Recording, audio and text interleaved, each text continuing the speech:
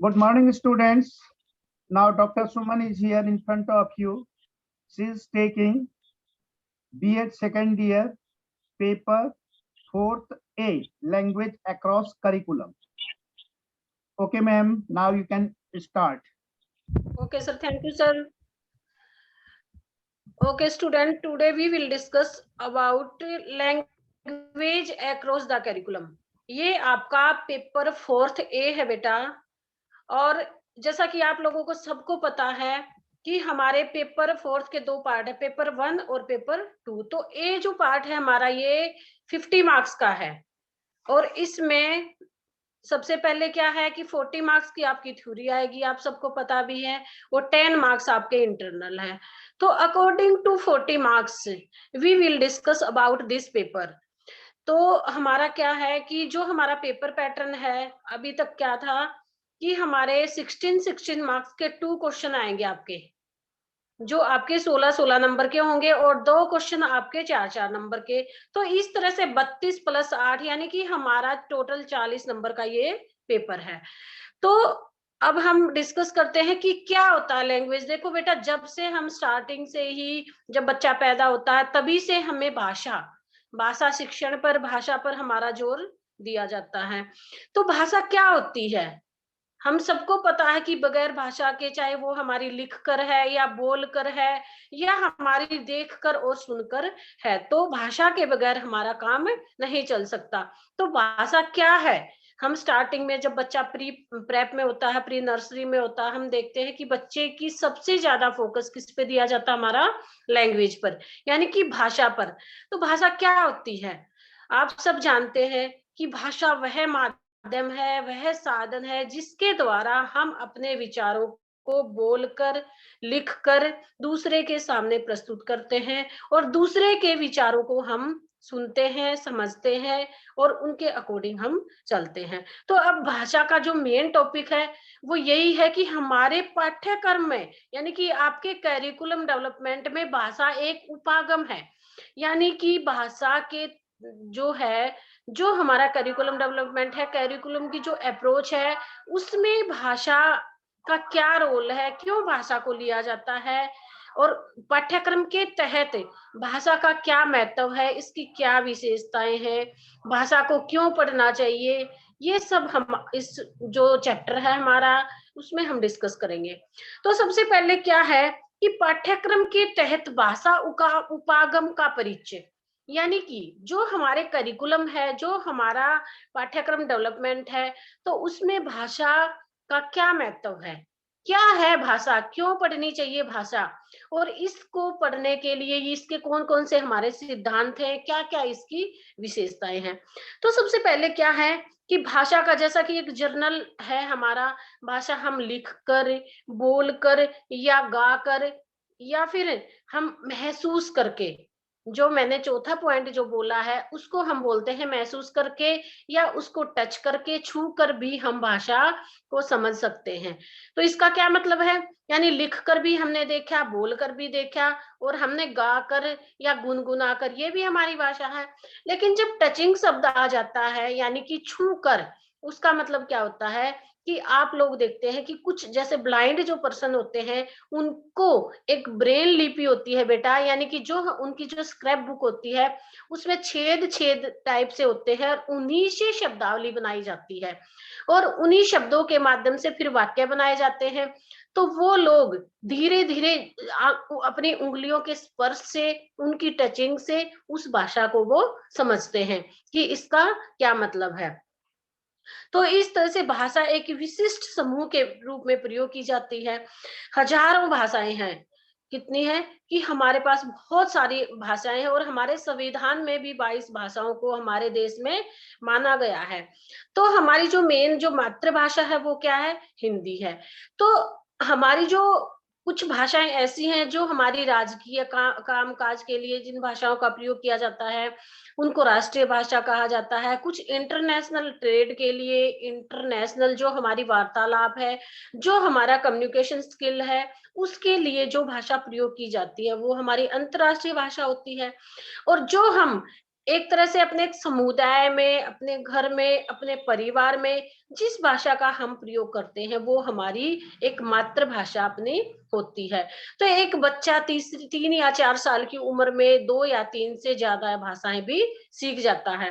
क्यों? क्योंकि बेटा जो हमारे परिवार में, हम घर में अपनी जो मातृभाषा का प्रयोग करते हैं, एक भाषा वो, दूसरा जब बच्चा स्कूल जाता है तो उसको जो लैंग्वेज सिखाई जाती है, चाहे वो इंग्लिश है, हिंदी है, आजकल फ्रेंच है और जर्मनी, कोई भी भाषा किसी भी देश की, तो वो भाषाएं सिखाई जाती हैं। तो इस तरह से जब तक भाषा के बगैर हमारा कोई भी कार्य नहीं हो सकता। भाषा ही वह साधन है जो हर तरह से हमें अपने डेवलपमेंट के लिए, अपने देश के डेवलपमेंट के लिए, अपने राष्ट्र के लिए, इंटरनेशनल डेवलपमेंट में भाषा का होना बहुत जरूरी है। क्योंकि एक, जब हम अपने तरफ से जब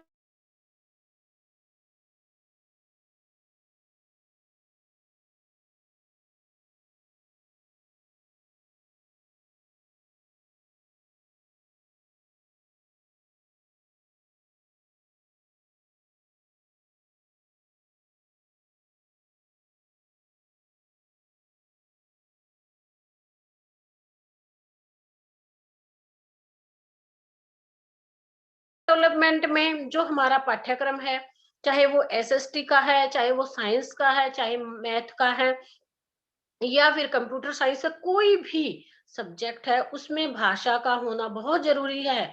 भले ही मैथ टीचर, एक मैथ का टीचर है, वो बच्चों को मैथमेटिक्स सिखाता है, लेकिन जो मैथमेटिक्स क्या है उसको भी तो एक भाषा के रूप में ही सिखाया जाता है, भाषा के द्वारा ही बच्चों को समझाया जाता है। अगर एक एसएसटी का टीचर हम मान लो और उसको डेमोक्रेसी के विषय में बच्चों को पढ़ाना है, ठीक है, तो उसमें क्या है कि लोकतंत्र क्या है, हिंदी में अगर देखा जाए तो लोकतंत्र क्या है, गणतंत्र क्या है, तो उस चीज को वो एक भाषा, कौन सी भाषा हुई हमारी, जो हिंदी भाषा है, कि लोकतंत्र, इस तरह से वो समझाता है। उसी प्रकार से इंग्लिश में हम इसको डेमोक्रेसी, तो इंग्लिश लैंग्वेज हुई। तो जब हम बच्चे को पढ़ाते हैं तो भाषा तो होनी ही चाहिए। तो इसीलिए हर करिकुलम के डेवलपमेंट में, हर पाठ्यक्रम के विकास में भाषा का होना बहुत जरूरी है। अब भाषा क्या है? भाषा क्या है कि एक संप्रेषण का माध्यम है। हमारा जो कम्युनिकेशन स्किल है, जो हमारा वार्तालाप है, जो हमारा संचार है, वो सभी भाषा के माध्यम से ही होता है।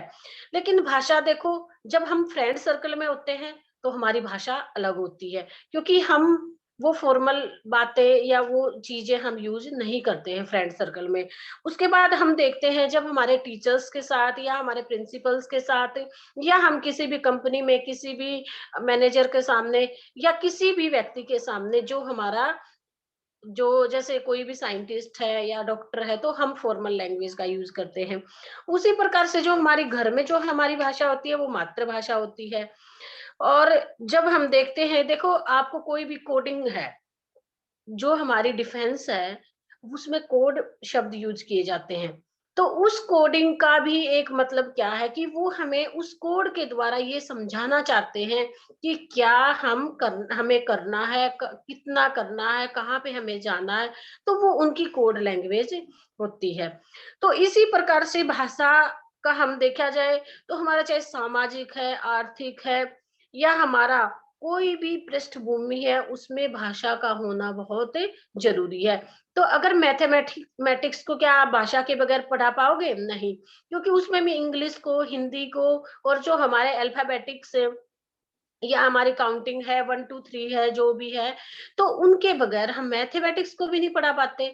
तो भाषा हमारे हर सब्जेक्ट का, हमारे हर करिकुलम का, हमारे हर पाठ्यक्रम का, हमारे जीवन का ही आधार भाषा मानी जाती है।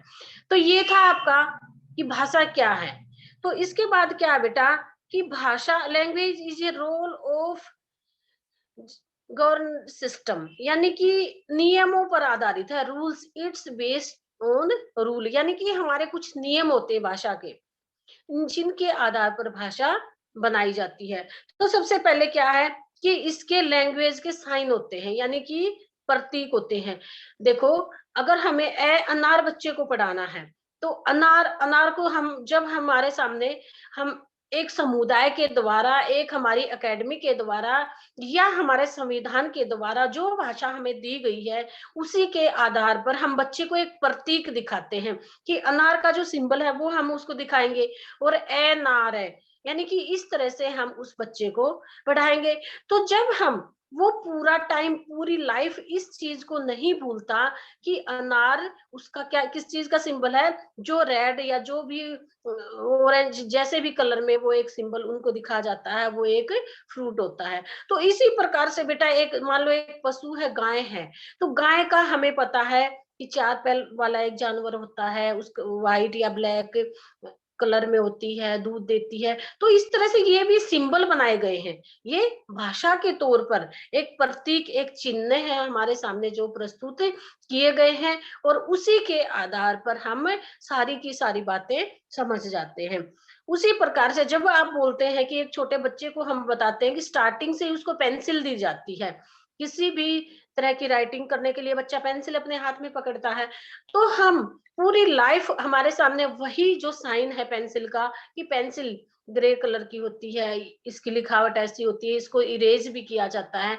तो ये हमारे सामने एक, हमारे माइंड में ये एक पूरा का पूरा परसेप्शन पहले ही आ जाता है कि पेंसिल होती क्या है। तो इस तरह से जो हमारा लैंग्वेज है, जो हमारी भाषा है, वो प्रतीकों के रूप में हमें प्राप्त है। उसी प्रकार से जैसे मान लो कि हम देखते हैं कि रेड लाइट है, रेड लाइट, ग्रीन लाइट और येलो लाइट, 3 तरह की हमारी लाइटें होती हैं। तो हम उस सिंबल से, हमारे सामने ये सिंबल प्रस्तुत किया गया कि रेड लाइट पे हमें रुकना है, ग्रीन लाइट होने के बाद हमें चलना है। तो ये क्या है? ये सिंबल है, ये प्रतीक हमारी उस भाषा को बगैर किसी के बताए हम उस चीज को समझ जाते हैं कि इस लैंग्वेज का, इस सिंबल का मतलब क्या है। तो इसी प्रकार से जब हम भाषा को बोलते हैं, चाहे वो अंग्रेजी भाषा है, हिंदी भाषा है, जर्मन भाषा है, तो उसमें भी हम जैसे कोई फोटो, मान लो हमें चूहे का कोई फोटो दिखा गया, तो हम क्या देखते हैं? चूहे का वो प्रतीक है और हम समझ जाते हैं। तो उसी प्रकार से जैसे आपको डॉग का है या फिर आपको पेन है, ये बुक है, तो इस तरह से हमारे सामने हर चीज का एक भाषा के रूप में हमें प्रतीक यानी एक चिन्ह हमारे सामने प्रस्तुत किया गया है। अब क्या है कि शब्द प्रणाली है, यानी कि एक वर्ड सिस्टम है हमारी भाषा। वर्ड सिस्टम क्या है कि हमारे सामने शब्दों का प्रयोग किया गया। सबसे पहले क्या किया, आप सब जानते हैं कि शब्द क्या होता है, वर्ण क्या होता है। वर्ण वह छोटी से छोटी इकाई जिसके टुकड़े नहीं हो सकते, और वर्णों से मिलकर क्या बनता है हमारा शब्द, और शब्दों से मिलकर क्या बनता है हमारा वाक्य। तो उसी प्रकार से एक अल्फाबेट है ए बी सी, इससे हमारा एक वर्ड बना, जैसे एप्पल हुआ, एप्पल से एप्पल इज स्वीट, तो एप्पल मीठी है। तो इस तरह से बेटा जो हमारे अल्फाबेटिक है उनसे हमारे वर्ड बनते हैं और वर्ड से हमारे सेंटेंस बनते हैं। तो इसी प्रकार से ये सारी चीजें, ये क्या है कि शब्द प्रणाली है, शब्दों का ही महत्व है, शब्दों से ही सारे के सारे वाक्य बनते हैं। इसी से हमारे सामने जो प्रतीक है वो भी प्रस्तुत किए जाते हैं। इसके बाद क्या है कि वाक्य संरचना, ये मैंने अभी बताया कि वाक्य वाक्य किससे बनते हैं? वर्ण से अक्षर, अक्षर से हमारा शब्द, शब्द से हमारे वाक्य।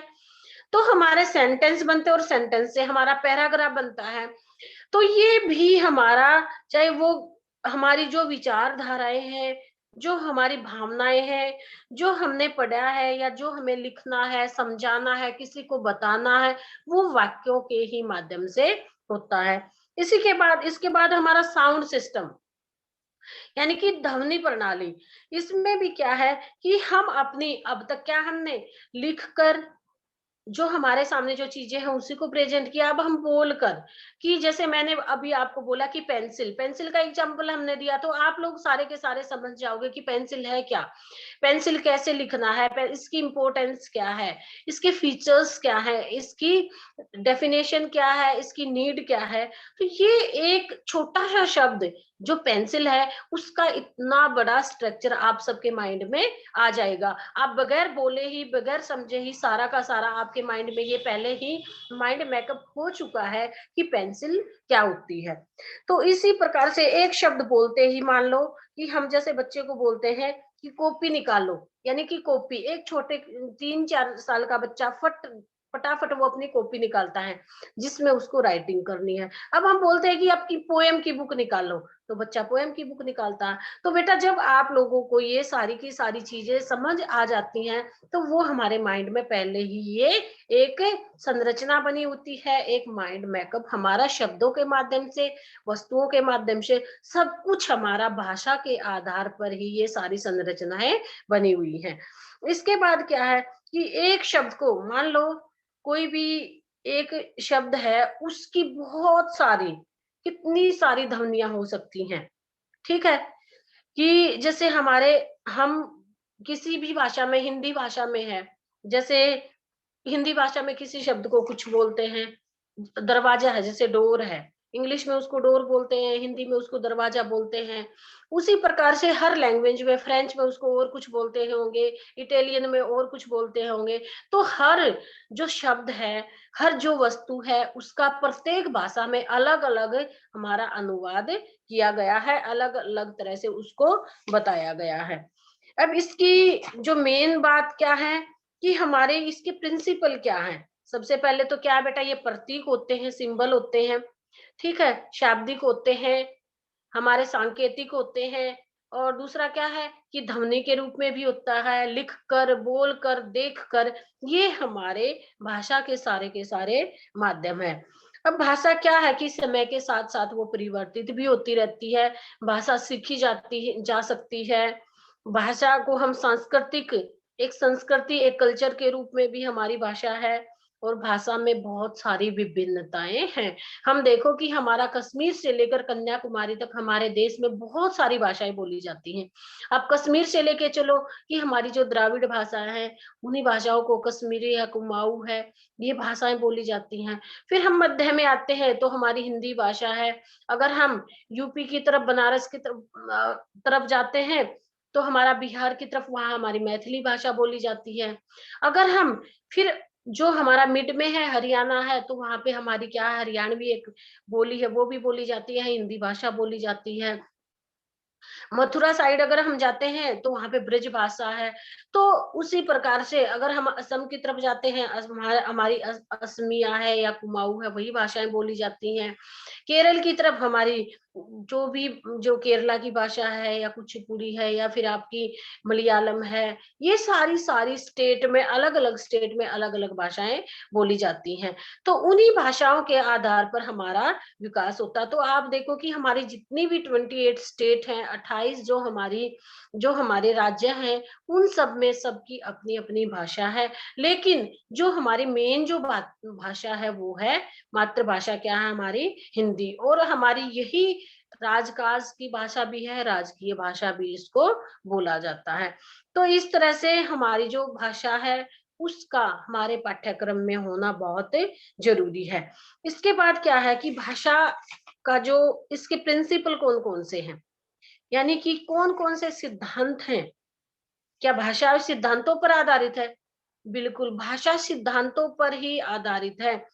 बहुत सारे साइकोलॉजिस्ट ऐसे हुए हैं, हमारे यहाँ पर 1000 से भी ज्यादा हमारी भाषाएं हैं, लेकिन जो मेन 22 भाषाओं को हमारे संविधान से मान्यता प्राप्त है। इसके बाद क्या है कि हम देखते हैं कि साइकोलॉजिकल लेवल पर भी हमारा भाषा का प्रयोग किया जाता है, कि बहुत सारे साइकोलॉजिस्ट ऐसे हुए हैं जिन्होंने भाषा के डेवलपमेंट के लिए, उसके विकास के लिए, उसके स्ट्रक्चर क्या है, भाषा बच्चे में कहाँ से आती है, कहाँ से हम इसको अनुसरण से सीखते हैं, या एक्टिविटी से सीखते हैं, या इसका जो हमारा कॉग्निटिव डेवलपमेंट है, यानी कि क्रियात्मक विकास है, उससे सीखी जाती है। तो वो बहुत सारी चीजें हमारे अंदर आती हैं।